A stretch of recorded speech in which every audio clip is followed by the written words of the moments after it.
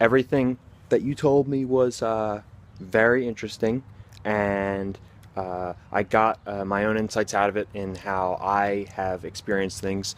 And my counter to it is, I don't know if I've told you, I'm 20. I've never been in a relationship yet with the opposite sex. Probably largely due to all the trauma I went through, and I was kind of conditioned to not be myself, or think and feel extremely strongly that I couldn't be myself because it just wasn't appropriate or good enough or okay. And to try and fight that conditioning was actually extremely painful and panic inducing and adrenaline inducing and extremely uncomfortable, like cringe inducing, to the point where if I was not okay with something, I would rather lie and give a smile and say, no, no, everything's fine, and be red in the face and deep down be livid. But I just could not muster up the strength or um, lucidity to actually, be genuine, because it was just too difficult and too scary. And I guess as an organism, I just didn't have the proper energy to do that. If you know what I mean. Like, I was overpowered by, I guess, imprinting or epigenetics, methylation, and which ties into what you said about how you had the period of just pure psychomotor retardation, they call it, paralysis, stagnation when you were laying in bed. And it seems to me you indicated it was just sudden. It just all came to a full stop suddenly when that happened, like a negative catharsis. You just were like, and it's interesting, Ray Peat primarily explains things like that as a physiologist over. He's not a psychologist, but he's a philosopher as well. But he said something really interesting about epigenetics and methylation. And methylation has to do with genes as well. And epigenetics, you probably know, is how environment, experience, and conditioning, and a bunch of other factors affect your innate static genes, and they get turned on and off. So imagine like a fuse box with all those switches or anything like that. That's how I would give a metaphor. This is my having no occupation look, which we both are experiencing right now. But anyway, but I still look good though. Anyway, so um, yeah, fuse box, genes turning on and off depending on external circumstances. Very interesting. And it shows that our genes are not our destiny, which is something another doctor has said that I remember from years ago. Your genes are not your destiny. It's like you work with them, kind of like, you're not free will or determinism. Regardless, you are not a slave to a lot of the things that are, you're born with, and things like that. You do have the power to change and to progress and to grow in the direction that you put the effort into. We're not we're not powerless. And one of the things I love about Ray Peat is that he gives this free information out there, and he's so anti-authoritarian that he is doing it because I think he is a good man. I think he's INTP, but he is trying, in all of his scientific writings, he is always trying to express it in a way that gives power to the reader, to change their lives. A lot of nuance in his writing. But anyway, my point was, bear with me here, but I do think I'm interesting, and you think that too, and likewise. So my point was, he has this one video clip in an interview where he talks about epigenetics and methylation.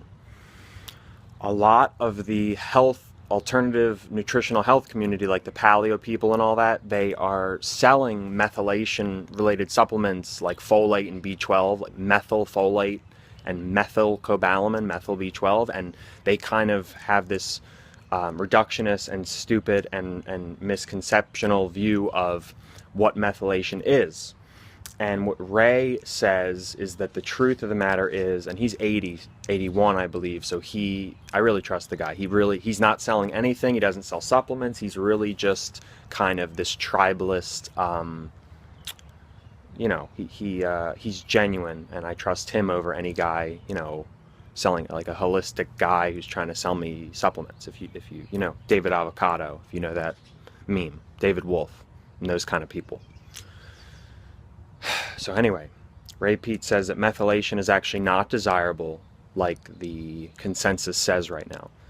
Methylation involves what happened to you and to me, and it involves something he refers to as imprinting, which is epigenetic related.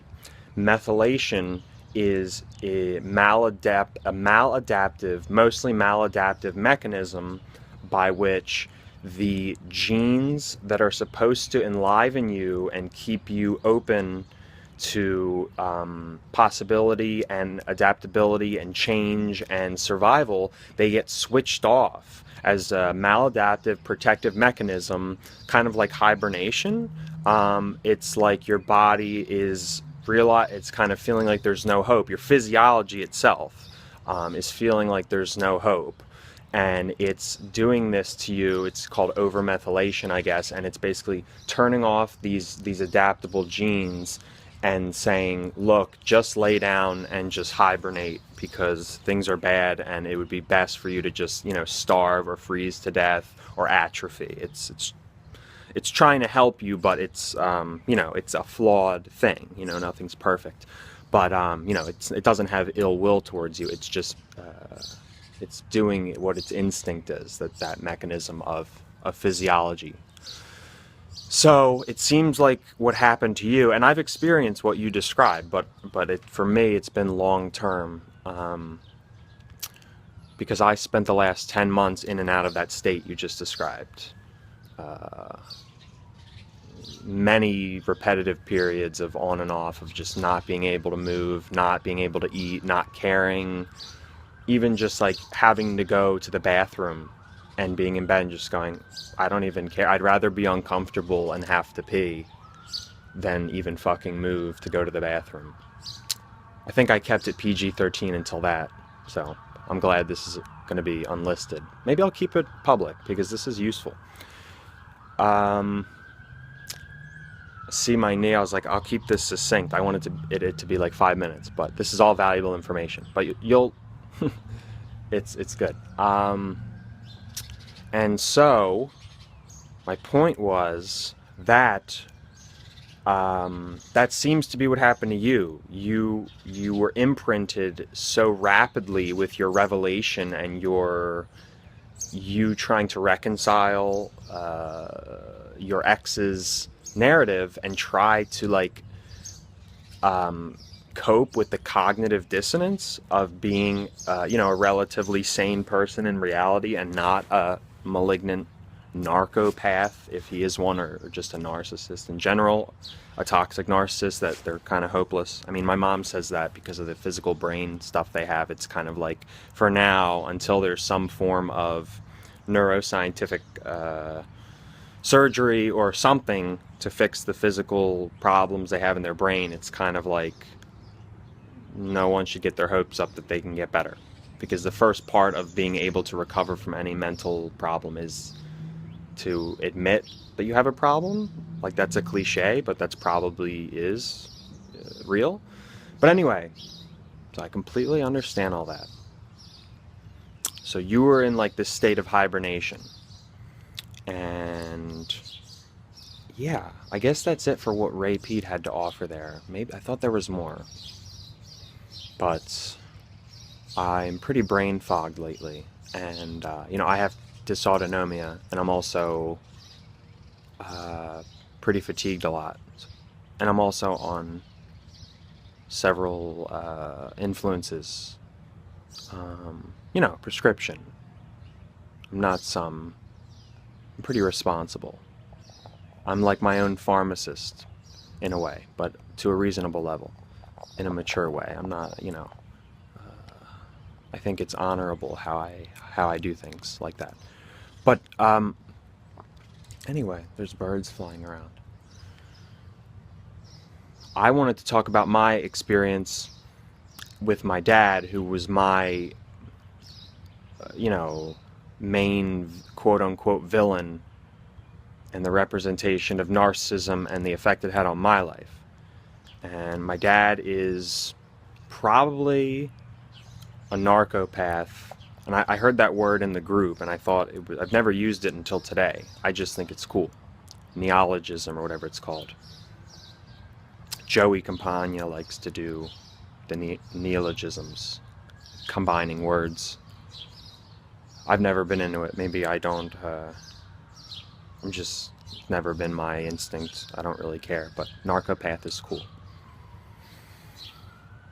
Anyway, my dad probably also has intermittent explosive disorder, which maybe if I don't know much about that, but anyway, he has extreme anger problems, and things that set him off are not rational. Like someone with not a narcopath with normal thinking, things that would set those people off, they don't set him off, but like really arbitrary, random, unpredictable things would set him off. Like just asking the wrong question at the wrong time, even though it's a benign question, for whatever reason, would just sometimes set him off. But it wasn't even consistent. It just depended on the time and his mood and the context, and it was terrifying. So I grew up in that. My parents were divorced at 4, but I still had to visit with him because he never hit me, he never touched me ever, but I always said I wish he did, just to get that over with and have an excuse for the courts to, be like, you don't have to see him anymore. But really, I was legally forced to, and if I tried not to, he would either call the cops on my mom, or he would threaten to take her, or he would take her back to court and, waste her time, and she'd have to pay for a lawyer, and, he would just do things like that. So I was basically a hostage through the mechanism of the state letting that happen and supporting that indifferently and unknowingly. But my whole life was like that. And a huge turning point in my life, and if you're still watching now, I'm really glad, because I do think you value. I mean, I really like learning from you, and I appreciate that you seem to as well from me. So, and if you're still watching, thank you for bearing with me, and let me know if the length is fine, because I know you do a lot of stuff and you're kind of, scatterbrain knee, kind of like me, and if you're on prescribed Adderall, you maybe diagnosed ADD, me as well. So, one of the big highlights or turning points in the abusive narrative with my dad was when I was 12, and throughout my whole life, he never verbally insulted me. That was never his thing, telling me I'm worthless. And he never did anything like that. But I guess he was more covert, and then he would have the explosive episodes over arbitrary things, and that made me, as a kid, I think, well, it doesn't make sense that I did anything wrong because no one else gets this mad, but maybe he's right, or maybe, I didn't know what to think. It was a complete mind fuck. One of his big things was if I didn't finish a meal that he paid for, whether we were eating in or eating out, I always had a low appetite, and probably had something to do with being around him and always being anxious around him. So I probably had high adrenaline going on a lot, and that would probably make all my muscles be contracted chronically and make my stomach be like, hey, don't put food in me. We're not relaxed, so we can't really digest this. So, don't eat. But I grew up with a low appetite around him. And maybe that carried over into all the time because, yeah, once I got suicidal, I just didn't even eat. Food was disgusting. I lost that instinct. So hypermethylation I had. But anyway, my point, I was 12 years old and I was at his house and he ordered cheesesteaks and French fries, and I ate maybe half of my cheesesteak. And oh, by the way, he was super financially well off. He owns his own business. He's a masonry worker, which I think a lot of narcissists, and I've read this, are very, very, very hard workers in the physical realm, and they're very able to like go long hours with hard work, and it's almost like because they enjoy or they need to, or they need something to occupy themselves, like drones, because there's like little substance or no real normal human substance in them, so they can, he preferred this mechanical occupation of working with concrete and wood and things like that, because it's like, anyway, I didn't finish the cheesesteak. We were watching a movie at his house, and I said, Dad, I'm done with this for now. I'm full. I can't finish it, but can we wrap it up and put it in the refrigerator, and I'll eat it later on, or whenever. I was visiting with him. I never lived with him. It was visitation. And he used to do like huffing and puffing, and he would, start out and build up to an explosive screaming. But he'd start out, he'd breathe like that, like a wolf or something. And I've never met anyone else who actually does that, but he did it all the time. He'd go, and he would grimace, and it was terrifying. Like, memes aside, it was a trigger, and still is probably for me. And then I came to be conditioned, and I'd be scared of everyone, of being myself or speaking my truth, or what my actual preference was to anyone in the whole world, because I guess it was conditioned and imprinted into me. Oh God, I can't be myself. I can't say how I really feel or what I really want, because then they'll act like my dad and I'll be terrified and, crying. So I have to just please everybody. That's kind of what happened to me. But thankfully I've gotten a lot better, but I still have, it's still not 100%, obviously. It takes a long time. These things are hard. So anyway, he went to wrap it up, but I had 20 minutes. He went to wrap it up, but I had put ketchup on like the inside of the wrapper. So he went to wrap it up, but there was a thing of ketchup. So that would have, you can't wrap it up. So he realized that it was not that simple, and he would need to, whatever, I don't care. You know what I mean. That was a little variable that just was his like, all right, now I can flip out because this is a little tiny inconvenience. So he started wrapping it up, and then he just randomly crushed it and gripped it and picked it up and threw it across the room, and it hit the wall, and everything went everywhere, and food was everywhere, and he started throwing things around, and there was ripped up food everywhere, and he started screaming and, whatever, and screaming at me about how I waste money, and I started crying. I was 12 years old, and he was calling me boy, and spit was flying out of his mouth. And, this kind of stuff happened a lot, but this is like the most significant turning point in my learning experience in the narrative. So anyway, it was a climax in a way, one of them.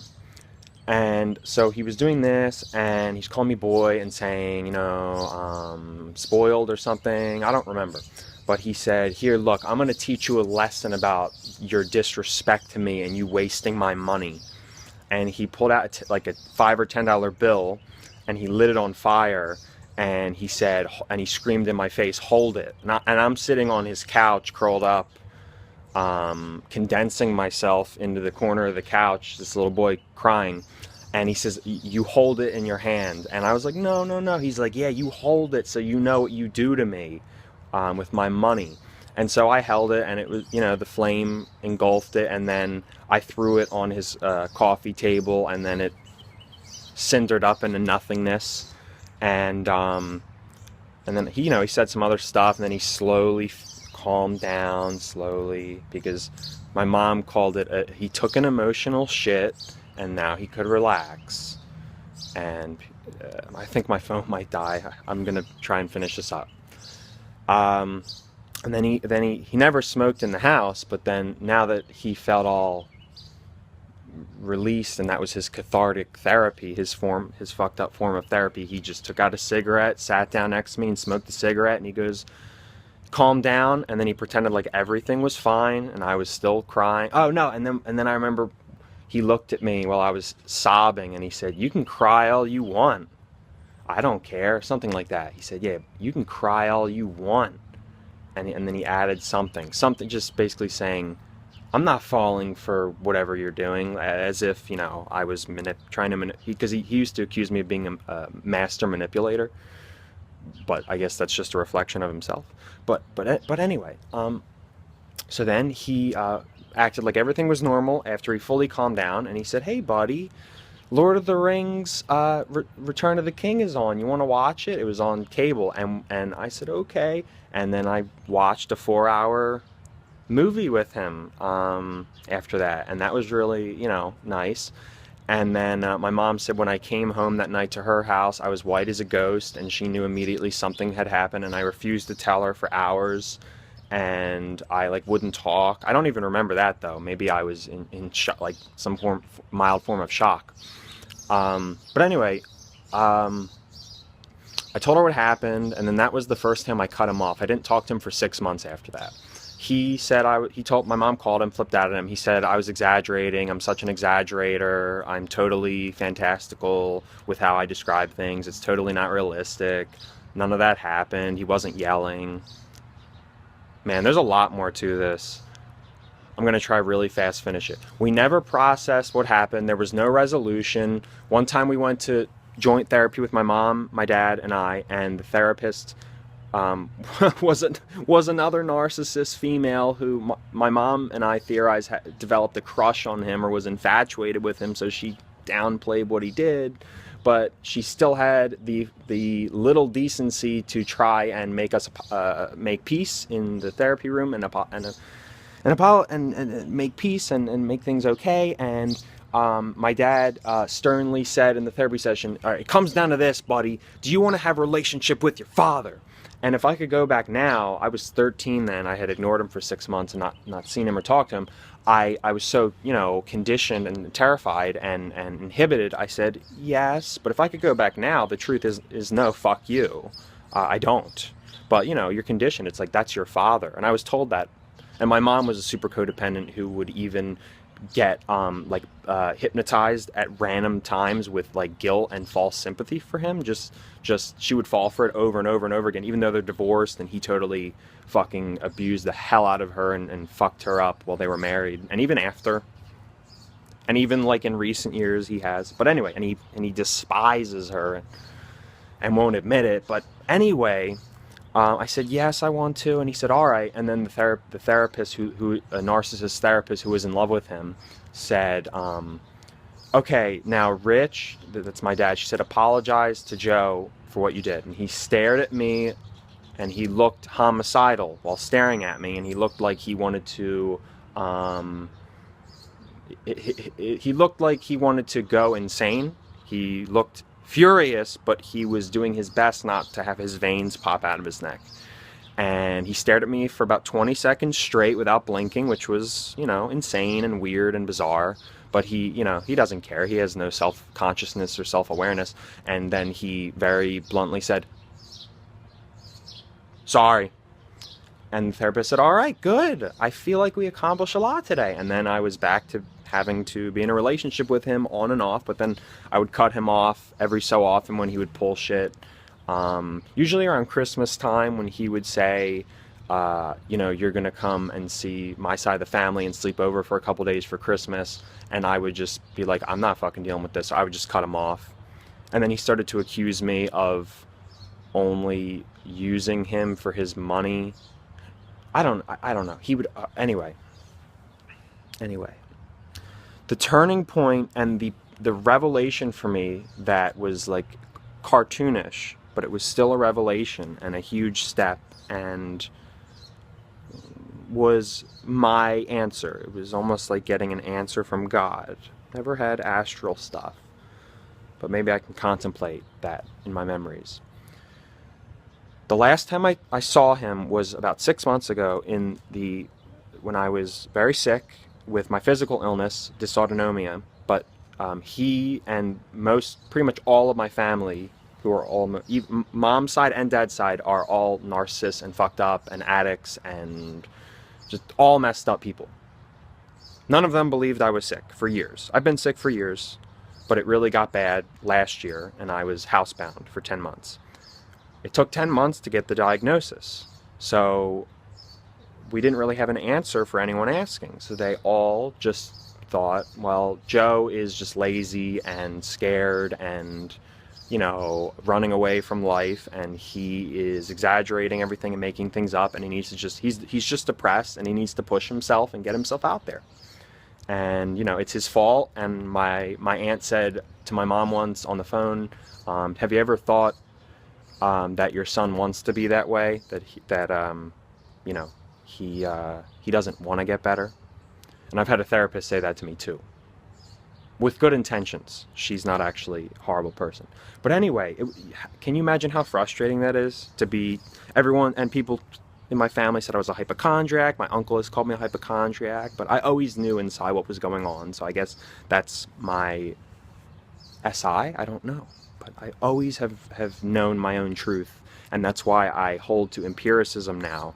And because anyway, if there was a war between empiricists and rationalists, I would have to be with the empiricists. I could not let the so-called rationalists be able to tell me what's going on inside me as if there was an objective thing. Like, no, you're not sick. You're a hypochondriac, and and turns out, yes, I am sick. It's just you guys didn't know anything.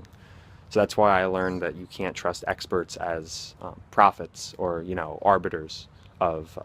Anyway, my dad drove over here because I hadn't been calling him back, and he said, I want to talk in my truck in the parking lot. I get in the parking lot, and we started talking, and I had been so fed up for so long, and I'm so sick, I'm suicidal, I'm anhedonic, I have dysautonomia, I'm tired all the time, I can't eat, can barely sleep, or I sleep too much, everything's miserable, and then I have this asshole in my face trying to confront me on, he's basically, what's your game plan?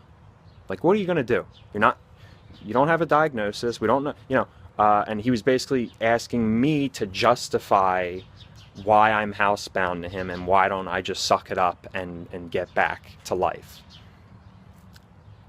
So that was around the time I had not a complete, but a catharsis, and I started grimacing and making disgusted faces at him, and the real me started to come out of how I really felt inside. And he couldn't believe it. He couldn't believe it. He would stop mid-sentence and ho-ho, when he would see my reactions. And then it turned into a shouting match, a screaming match in his truck in this parking lot with the windows open. People were walking by, they could hear us. But anyway, he asked me why I don't like him, why our relationship has never been stable. And I brought up everything I've ever thought about him, and explained all the stuff that I resented him for, that I never was able to express. And I brought up the cheesesteak thing as one of the big things that made me think that he's a complete deluded piece of shit, who I can't believe that you don't think you did anything wrong, Dad. That's insane. I can't reconcile that. And he genuinely, and as I started saying that and explaining why it was so effed up, he started screaming over me, you're delusional, son, you're delusional, son, and he was acting like he was talking to a psych ward patient who was schizophrenic, and he was like, son, didn't happen. And he told his version of the story, which was that there was no yelling. He calmly explained to me the ethics and philosophy of not wasting food or money, It was like my mom referred to it as like a Leave It to Beaver or Norman Rockwell painting version of what really happened, and and he was so genuine and so sincere in his lie that he, I guess, believes. I get it. Really seemed like that. His brain says yes. Joseph is your son Joseph is deluded, and that never happened. Your son's an exaggerator, and he's deluded. And I just was so shocked but like horrified in a good way. Like I was like, oh, all my suspicions my whole life that I always doubted about myself because I was so unsure of myself and feeling justified, they were all right. They were all confirmed in that one moment when I realized he's actually insane. He's not in touch with reality.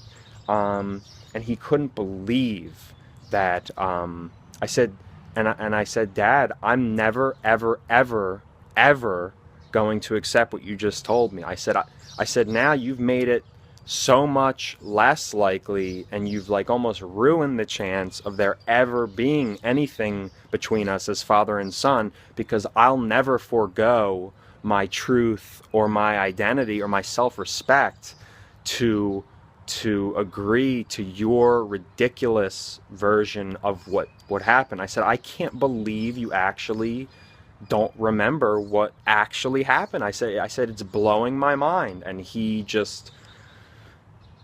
was just sardonically like like he was basically saying like, I can't believe how crazy you are, son. And then he asked me to go to therapy to sort this all out with his therapist that he had already been seeing. And he said, we're gonna sort this out. And I'm not perfect. I agreed. I said, I'll go. And then we ended it on good terms. I actually hugged him. And I went inside, told my mom what happened. And I guess I started to be like minorly brainwashed back into it, because I went and said, Mom, it went okay. I said, we made up at the end and now we're going to therapy. And my mom said, oh, no, you're not. She said, that's ridiculous. After I told her what happened, she said, you're not going to anything with him ever. Thank God she said that.